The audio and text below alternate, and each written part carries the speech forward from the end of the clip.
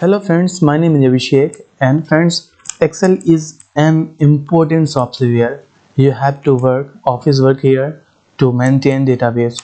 So friends, when you are working on Excel and you are typing here like name of student and name of parents and mobile number, so you can see here that these texts are getting overlapped by these cells or these columns.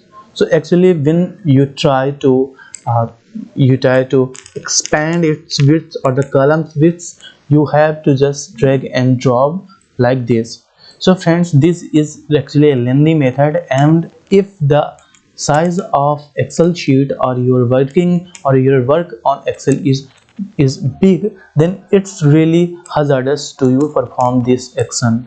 So friends, you just can adjust auto fit column widths by following these steps. Like you have to click on this sheet one where you are seeing cursor here. You just have to click right button here up from your mouse, and you have to click on view code, and after that you have to select here general option is here. You have to click on drop down button, and you have to check on worksheet. You have to choose that. Then you have to type here cells and dot. Then you have to type here entire column.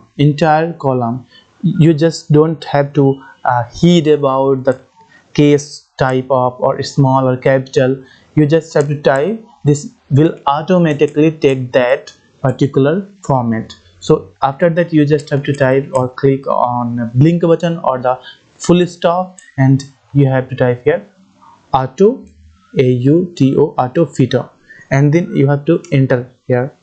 And after that you have to close this option, this window, and you can see like you click on here, automatically the width of this column will be enforced or will be auto fitted.